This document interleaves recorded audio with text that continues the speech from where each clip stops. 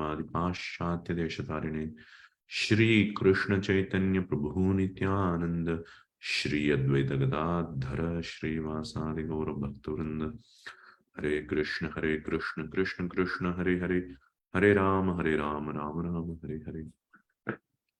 So we'll continue reading Shri Krishna. Continue reading Madhurya Kādambinī. So we are in the third chapter of Madhurya Kādambinī. In the third chapter, we started with Anartha Nivṛtti process. So initially, Vishwanath Chakravarti Thakur explained how the anarthas arise.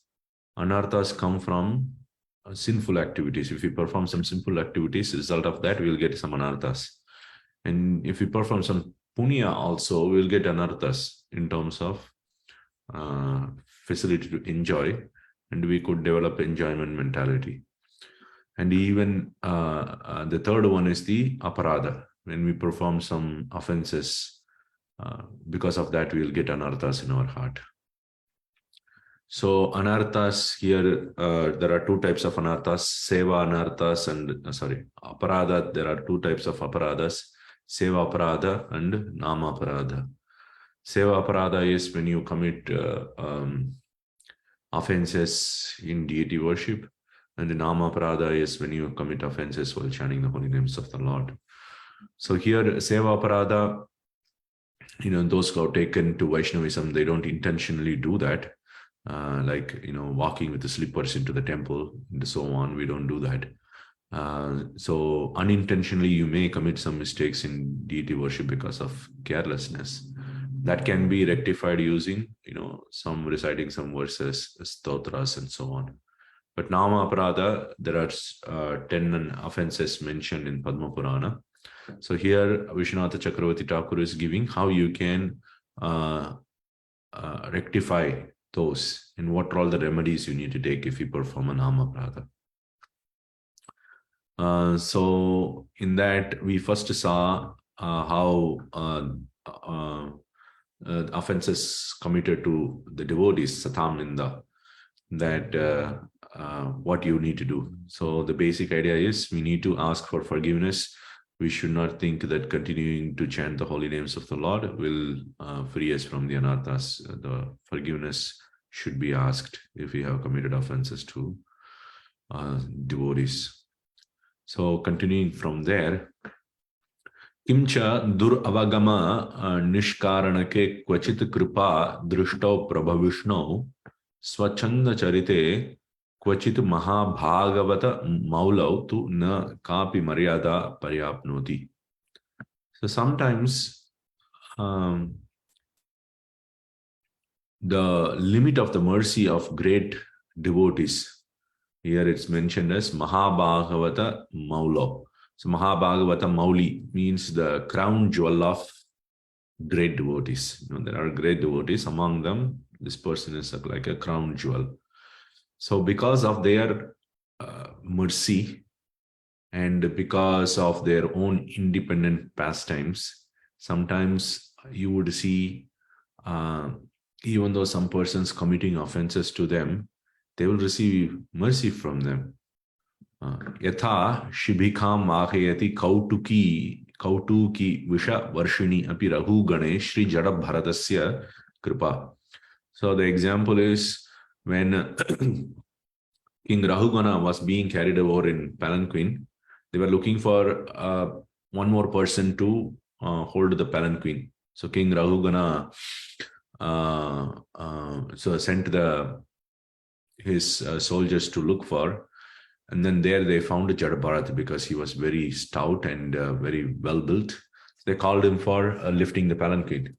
So while lifting the palanquin, Jada Bharat was being very careful of not to step onto the ants and insects that were roaming around in the path. So because of that, he was, now and then stopping from moving. And the result of that was it was jolting the entire palanquin. The king was getting irritated. And after he got irritated, he started telling bad words, very harsh words unto Jada Bharat. So even though harsh words were spoken against Jada and Jada is a great Vaishnava. So against him, King Rahugana spoke very harsh words. It's an offense. So because of that offense, what should have happened? Rahugana should have fallen down even worse to hell, right? But instead we see that he got mercy from Jada. And that is because of the great mercy of Jada. They are the crown jewel of the Mahabhagavatas. So it rarely happens, and it does happen, and there is no limit for their mercy. They don't consider who has offended me and who has not offended me, and they give the highest result to them as well. We cannot expect that in a normal case. Yathacha pashanda dharma avalambini swahingsartam upadeshuchi daitya samuhe uparicharasya vasoho Chedi Rajasya. So there is a king called Chedi Raja. He was called, this is another example. He was called by the Devatas to fight for them against the demons. So he fought against the demons, and because of his great strength, Devatas were able to win. But Chedi Raja then found that he has caused so much harmfulness to the demons. So he did not like that. So he then went to the Patala Loka, and then he started fully engaged in devotional service to the Lord. So he was worshipping the Lord continuously, and he was performing his bhakti activity. So at that time, the demons thought that this is the time to attack Chedi Raja. So because Chedi Raja is not having any weapons or anything like that, he has given up everything, and he was just being like a regular renunciant kind of a thing. So they all went to the Patala Loka to take revenge on Chedi Raja. And then when they took their weapons to kill Chedi Raja, all the weapons froze in the air because of the bhakti Chedi Raja was having toward the Lord. They couldn't harm him anything. The weapons were not cooperating with them. So the demons went to the Shukracharya, and then they asked for a remedy for this. Then Shukracharya said, you go to the Patala Loka and spread atheism, because as long as Chedi Raja is a theist, you cannot do any harm to him. So you have to convert him to an atheist. Then once he gives up bhakti, once he gives up the Lord, then you can easily defeat him. So after hearing this instruction, the demons went to the Patala Loka and then started, spreading the atheism. They started, there is no God, all these kinds of statements. So hearing this, Chedi Raja was slightly disturbed in his meditation of the Lord. Why he was disturbed? He was disturbed that, these demons go to any extent of criticizing the Supreme Lord just for the purpose of, killing him. So he felt compassion on them. And then he converted everyone into devotees, all the demons into devotees. So we see that, even though the demons were, trying to kill Chedi Raja, he showed his compassion to them. So this is an extraordinary mercy. Yathava, then another example is given. Mahapapini swalalate rudhirapatini api madhave prabhuvarasya nityanandasya iti. So this is the famous example of Lord Nityananda. So Lord Nityananda was hit in the head by Madhava is given. In Bengali is Madhai. In Sanskrit his name is Madhava. So Madhai hit on the head of Nityananda Prabhu when Nityananda Prabhu was trying to preach to him. And then the blood was gushing out of Nityananda Prabhu's head. Even then Nityananda Prabhu showed his mercy, and they became, Madhai and Jagai, they became great devotees. They became prema bhaktas. We see the completely opposite of what would happen if you offend a devotee. So these are all due to the great mercy of the devotees. Evameva guroho avagya iti atrapi gneyam. So in this way, we should understand the third offense. So these are the 10 offenses. The third offense is guroho avagya, disrespecting the guru. So we should understand it is very similar to Satam Ninda, because Guru is also a great Vaishnava. So if you offend, same thing you need to follow, whatever it has been given in offending the Vaishnavas. Then he comes to the second offense, Shivasya iti Shivasya Shri Vishnoho iti atrayeva vivechaniyam. The second offense is, I hope it's visible. Okay. Shivasya Shri Vishnoho yaha iha gunanamati sakalam dhiya bhinnam pashyet saha khalu harinama hita karaha. Shivasya Shri Vishnoho. So between Shiva and Vishnu, if one sees dhiya bhinnam, one sees difference in terms of qualities, name, pastimes, and so on. If one sees difference, then that person is actually injuring the holy name. Harinama hita karaha. So one should not see the difference. But then, Sanskrit allows another interpretation as well. Dhiya abhinnam pashet. You can take that. The last a can be extended to the next word as well. So dhiya abhinnam pashet. So one who sees the difference, or one who sees non-difference. So one who sees Shiva and Vishnu as non-different, he is actually hurting the holy name.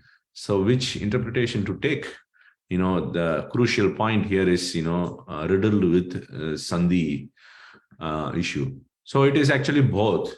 One should not see complete difference of Shiva and Vishnu, and one should not see complete unity of Shiva and Vishnu as well. That's why it has been intentionally given here. Dhiya bhinnam, dhiya bhinnam. So then what is the relationship between Shiva and Vishnu? We are going to see that. Before that, anybody has any question? So far? Okay, I'll continue.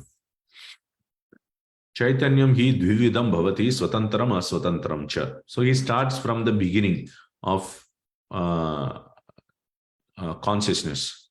There are two types of consciousness. Consciousness means the soul, or the conscious entity. The conscious entity, it's of two types. Swatantram aswatantram. One is independent, another is non-independent. I'm going to put a chart here. So it's Chaitanya, or conscious entity. You have two types. One is Swatantra, independent.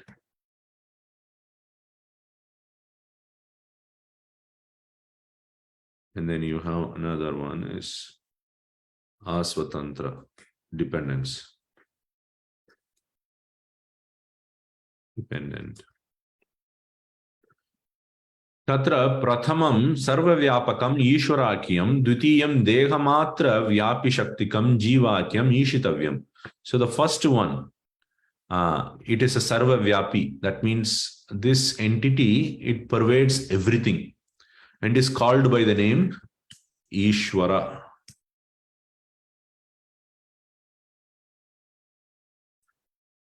Okay. Dvitiyam, and the second one, dehamatra vyapti shaktikam. It pervades only an individual body. Okay, and it is called Jiva. It is also Ishitavya. It is controlled. It is not a controller. It is controlled. Ishwara means controller. Ishitavya means controlled. Ishwara Chaitanyam Dvividam. So again, the Ishwara Chaitanya, this one is again two types. The first one is getting divided. Ishwara Chaitanyam Dvividam, Maya Sparsha Rahitam, Leelaya Svikruta Maya Sparshancha. So first one is untouched by Maya. That is the first type of Swatantra. Just push it here. And the second type is touched by Maya. for pastimes, not big, not like a Jivatma, right? So maybe we'll just.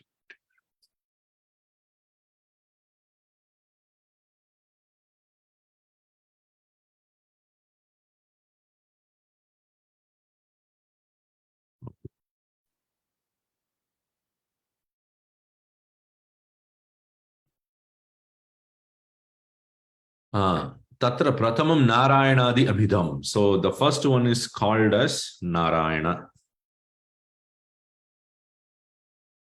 untouched by Maya.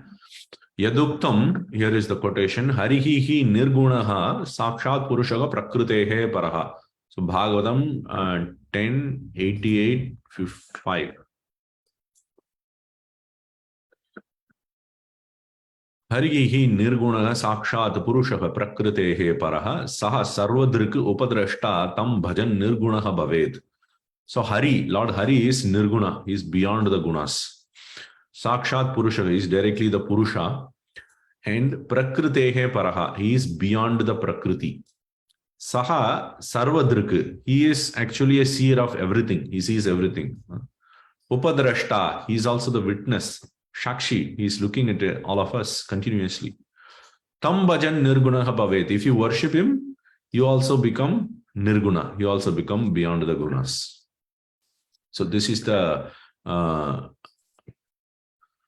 quotation for Narayana, because he is untouched by Maya. Dvitiyam Shivadi Abhidam. The second one is called Shiva. Yaduktam Shivaga Shakti Yutaha Shashvat Trilingaha Guna Samvrataha. So he is again quoting another verse from Bhagavatam. Shri Shukovacha Shivaha Shakti Yutaha. So Lord Shiva is endowed with Shakti. Shashvat, always. He is always endowed with Shakti. Trilingaha Guna Samvrataha. So I have given a comment here. 1 second. This is Bhakti Siddhanta Saraswati Thakur's guide.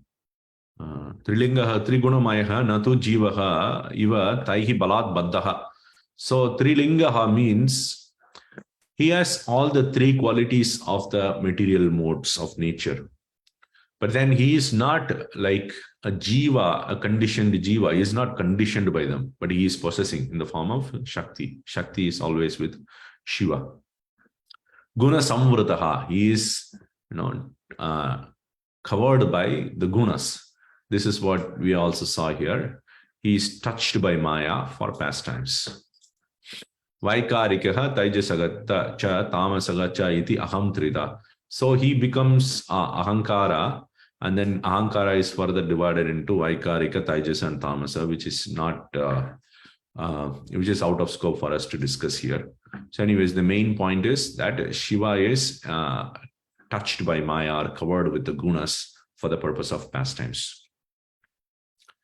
Atra guna samvrata lingena api tasya jivatvam na ashankaniyam. So one should not doubt that because he is touched by Maya, he is like a jiva. The jiva is a baddha jiva. It is always covered by Maya, either Yogamaya or Mahamaya. So we should not think that the Shiva is also covered by Mahamaya, like a jiva, conditioned jiva in the material world. One should not doubt. That's what he says. And then he quotes the famous verse from Brahma Samhita. So we look at this, 545.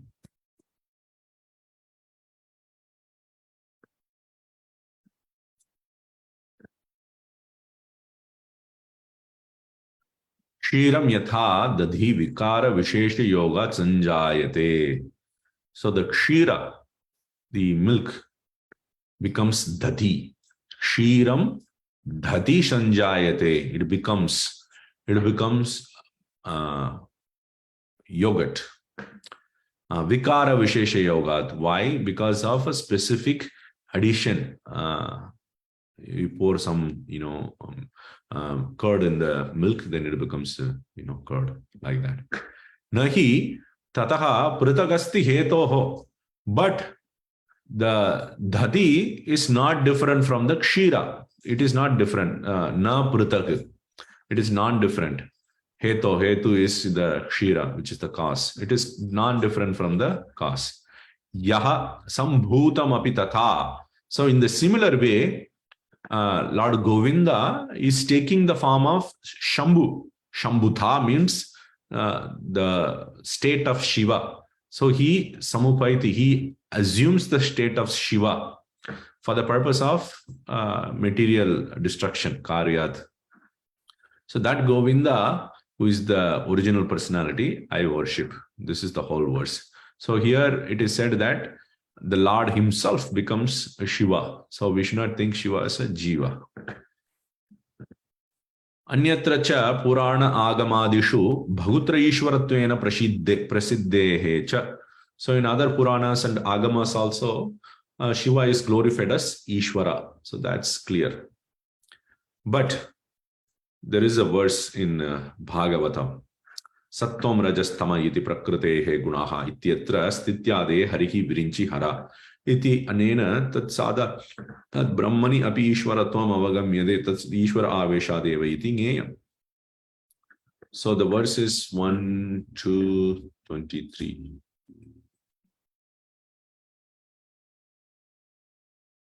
Srimad Bhagavatam, first canto, second verse, 23rd. Sattvam rajas tamaha iti prakrutehe gunaha taigi yuktaha paragapurushaga ekaha iha asya dhate stityade hari virinchi hara iti sanyaha shreyangshi tatra kalu sattatanoho nirnam siyuhu. So there are three gunas in the matter: Sattvam, Rajas, and Tamas. Taking those three gunas, the one Purusha, which is Garbhodakashayi Vishnu, he becomes three persons: Hari, Virinchi, and Hara. Vishnu, Brahma, and Shiva, for the purpose of creation, maintenance, and destruction. So by reading this verse, then we think, oh, then Brahma, Krishna becomes Brahma also. So that means Brahma is also Ishvara. It is tat sadharanyat brahmani api ishwaratam avagamyate. So if we take a general understanding, external understanding of that verse, we may think that Brahma is also Ishvara. Tad Ishvara avesha deva iti ngeyam. But we should understand Brahma is not like that. Brahma is a Jiva. He is possessed by the Ishvara. Avesha means literally entering, like the ghost haunts a person. Ghost is entering into somebody's body. So similarly, the Ishvara is also entering into Brahma. By the Avesha of the Ishvara, Brahma becomes powerful. Brahma himself is not Ishvara. And then the verse is quoted here is again Brahma Samhita 5:49.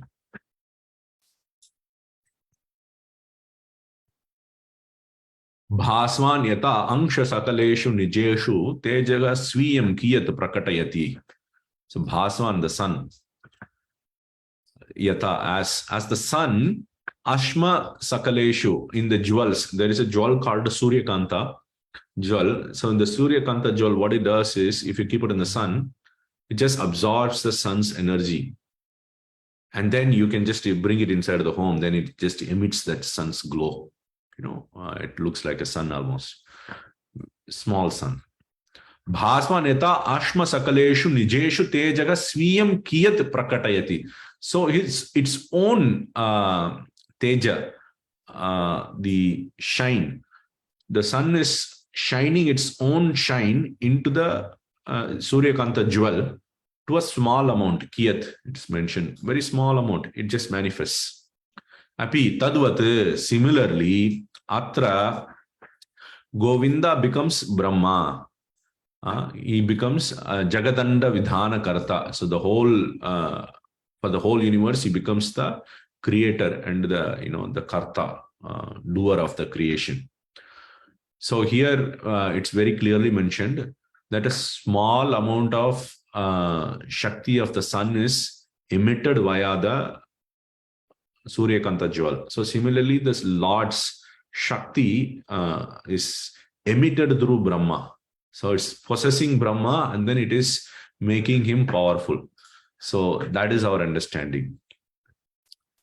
And then there is another verse, Tatha 1-24.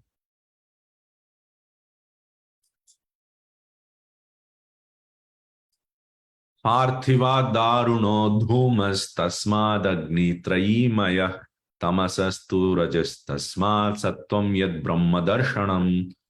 Parthivad. So Parthiva means Prithvi, from the Prithvi, the earth which appears, that is the wood. So the wood comes out of the earth. We have trees coming out of the earth. So the wood comes out of the earth. Darunaha, that is the wood. And then Dhumaha, smoke. Tasmat Agnihi, then Agni, fire. So wood is there, then there is the smoke, and then there is the actual fire.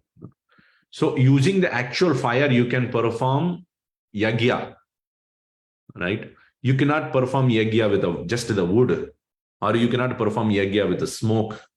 You have to perform yagya with Agni. So in that sense, the smoke is superior to wood, because we are closer to getting the fire when the smoke comes out. So plain simple wood is not good, but the smoke is better because smoke is closer to the fire. But Agni is the best, because with that we can perform all the instructions mentioned in the three Vedas. Similarly, tamasagatu rajaha tasmat sattvam yad brahma darshanam. Similarly, tamas is there, the tamasic guna. Greater than that is rajas. And greater than that is sattva. Why? Through sattva you can realize the Brahman, but in tamas and rajas you cannot. But rajas is at least closer to sattva, whereas tamas is, completely down. So in this way, what will people say is that people may say Shiva controls tamas, so he should be put on the lower category. Then Brahma controls rajas, he should be put on a higher category. Then Vishnu, controls sattva, so he should be on the top. So in this way, Shiva should be put on the bottom. People may take it like that. So he's going to refute that.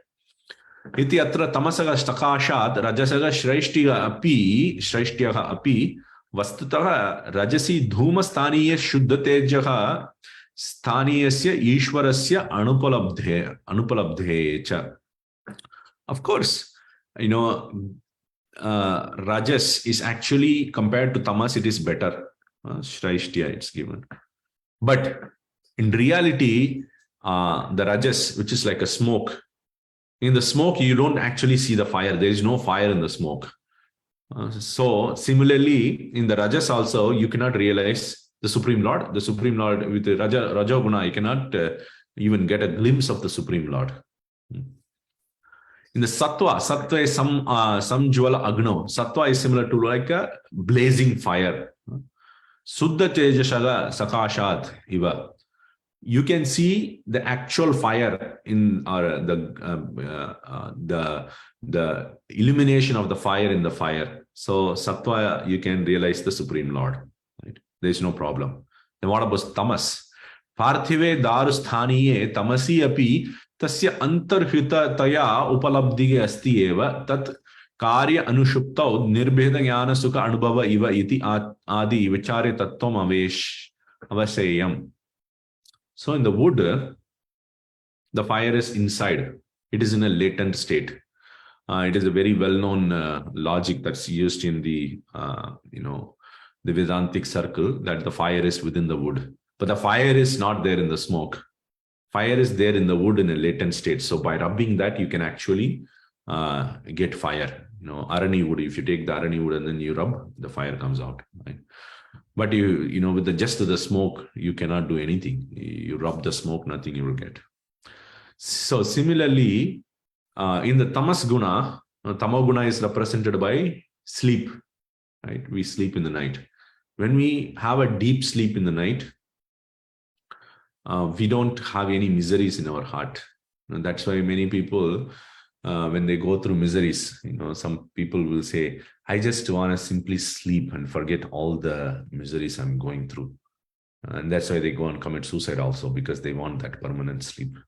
So in the deep sleep, you actually, you are enjoying the bliss of Brahman.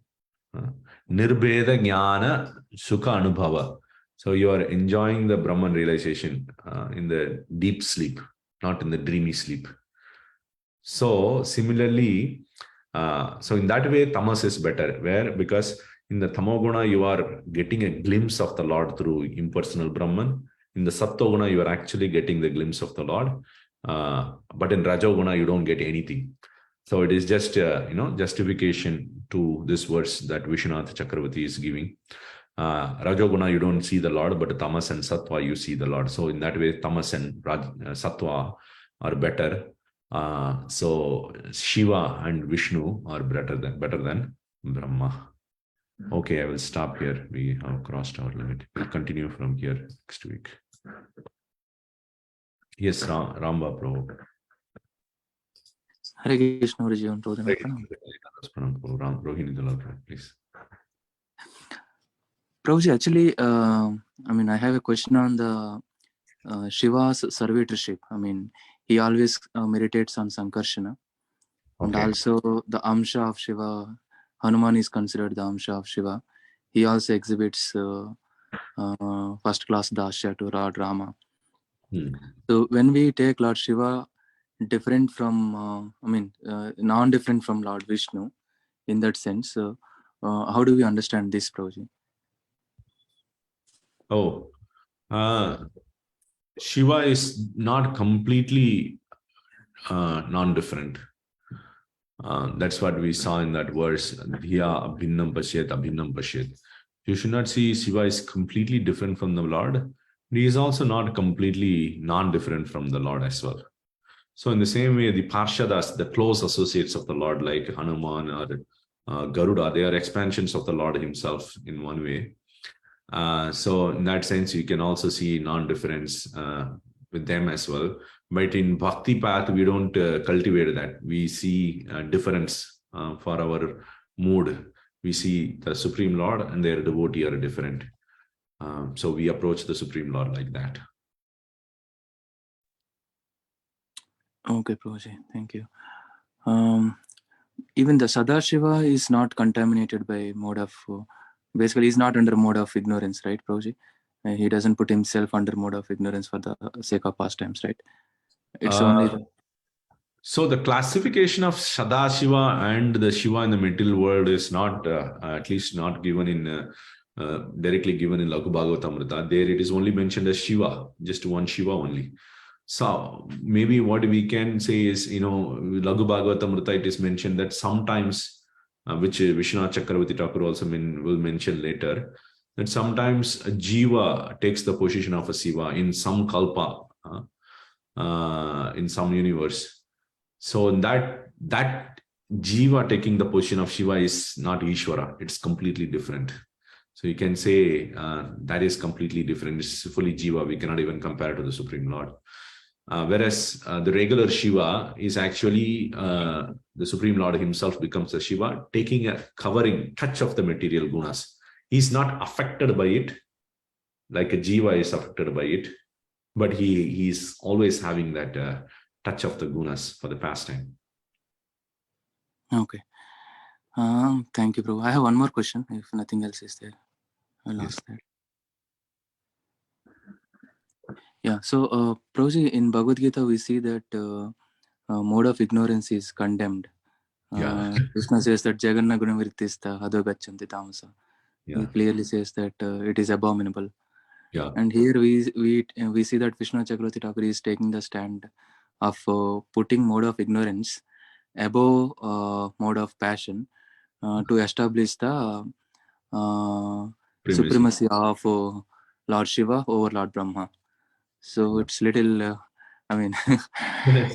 So, what Krishna says in Bhagavad Gita, that is correct. The Rajas is better than here. Also in the Bhagavatam verse itself says, Tamasaga, Rajaga Tasmat. Raja is better than, Rajas is better than Tamas. But in terms of experience of the Supreme Lord, you don't get in Rajas. So it's just only that aspect. Whereas in Tamas, the deep sleep, you actually have a glimpse of the Brahman realization. And in Sattva, you can get the actual Brahman realization or the Supreme Lord realization by, it's very closer to getting liberation. So you can get that. So in that one particular aspect, it is better. But other than that, if somebody is in Tamasit Guna, then they are going to go down. So it's just that one particular aspect. That particular aspect he is taking to compare Shiva and Vishnu, where in the Shiva you see the Ishwaratva, that the Lordship, and Vishnu also you have the full Ishwaratva, but not in Brahma. So that particular aspect is taking him. Okay, Prabhu. Thank you. So basically, it's about because of the no presence of passion during the deep sleep. It is considered there is no material misery when there is deep sleep. In the deep sleep, you actually all the senses are not in touch with the jiva. So on that, the mind is also not working. Intelligence is not working. So you just perceive the state of the Atma. That's why we don't realize anything. Nothing is going there because just the Atma exists alone. But it appears that we don't perceive that also, Prabhuji. So if we get a deep sleep, when we wake up, we say, I had a deep sleep. We had that realization, correct? It was a very good sleep I had. So the perception is there. If that is not there, then when we wake up, suddenly there is like a time miss. What happened?